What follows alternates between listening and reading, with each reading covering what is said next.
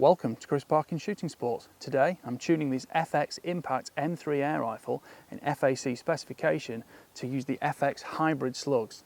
This is 22 caliber and it's a 22 grain slug, and I'm going to be tuning the hammers, valves, etc. regulators to make sure it's giving me the best performance on paper possible.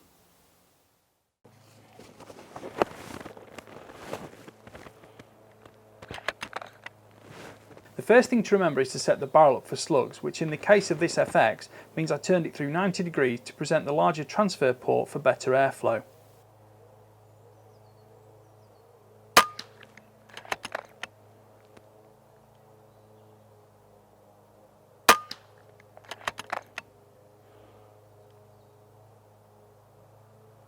Before you do any kind of tuning, make sure your air bottle is full to FX's recommended pressures. It's pointless trying to tune a rifle without stable support underneath it to make sure each shot is as consistent as possible. Make sure you're using every possible opportunity you have to stabilise the rifle when aimed and shot. Because I hunt from a bipod, I tend to use a bipod and a supporting rear bag under the buttstock to keep the rifle stable. At every stage of adjustment, make sure you're taking notes of all the regulator pressures and the settings on items like the macro and micro adjusters for the hammer spring. Don't forget the final stage regulator pressure underneath the cheek piece by the magazine. Be sure to note variation in wind speed and direction while shooting. Take note of pellets you think were specifically bad shots on your part versus shots that seem to have gone awry because of wind change variations you didn't notice or compensate for. I would say it's absolutely vital to use a chronograph when tuning an airgun, recording the variation in pellet speed and consistency in pellet speed after adjustment.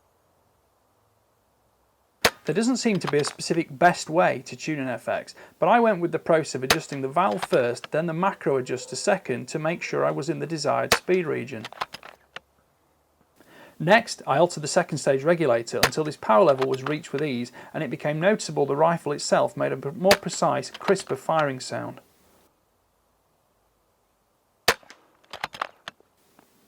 My fourth stage was to go back to the primary valve to check a variety of settings to see what was happening over the chronograph for consistency, and also for group size on paper at a range where I was most able to rule out external atmospheric variation.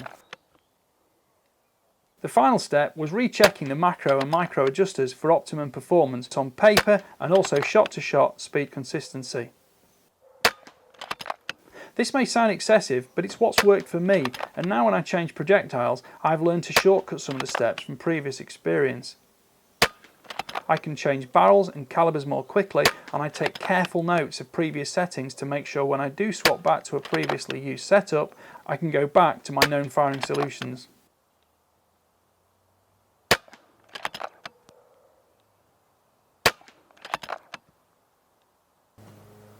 Make sure the slugs are a smooth fit in the magazine which can rotate freely, and that they're not protruding from the port at the front. If you damage these or slice them off, they'll cause great inconsistency to the accuracy and precision of your rifle.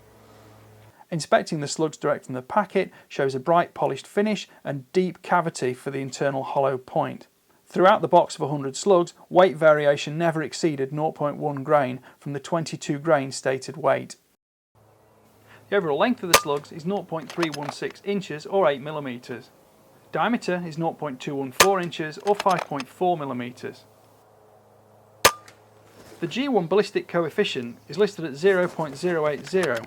I found this worked as a good starting point, but eventually I settled on 0.077 for longer range shooting solutions. I never went further than 125 meters at this time though. Never alter the macro or micro power adjusters when the rifle is cocked. I always start tuning with the main valve adjuster, one step at a time. When tuning the regulators, it's a lot easier using a ball-tipped Allen key, but you can remove the trigger guard to give you more access. You'll be making a lot of shots whilst tuning and using a lot of air. Keep your bottle handy to make sure you can keep topping up to full pressure. Here you can see the rifle is now failing to make satisfactory first stage regulator pressure. This is because the main fill bottle has dropped below the pressure required. Pressure on the second regulator is now also sub-optimum. After refilling the main bottle to max pressure, we can see it's full of air.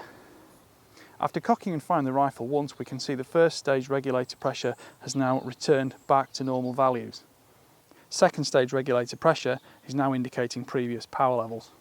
Increasing second stage regulator pressure using a 2.5mm Allen key behind the trigger within the trigger guard has given extra gains in speed for more tuning opportunities. I found this is particularly important when moving to larger calibers than 2.2, particularly the 30 caliber. The sweet spot for any projectile in terms of accuracy and precision is rarely at the most powerful setting, so beware of chasing speed alone. At 1030 feet per second, I noticed another specific accuracy node for this pellet type.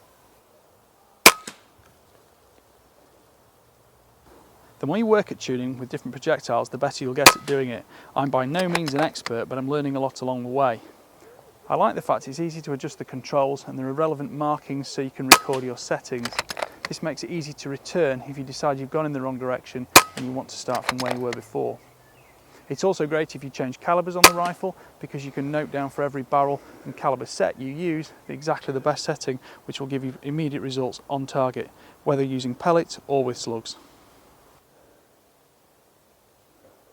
I'm quite happy with this result on paper for hunting requirements at 50 metres. This has been shot in real world conditions, so there is wind variation and it's moving things around a little bit on target. I think it's very hard to accept one-hole groups when practicing in real world conditions, and realistically when hunting you can't choose the wind condition and the exact moment you're going to take the shot and how consistent you want your rifle to be. Personally, I will always go for reliability without any flyers thrown over the very smallest group with one flyer.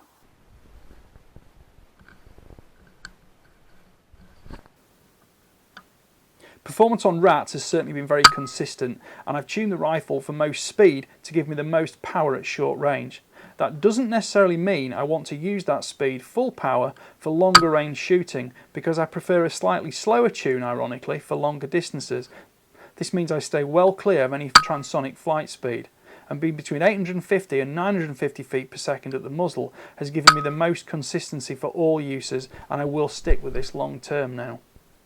Shooting rats out to 50 metres showed distinctly advantageous terminal performance.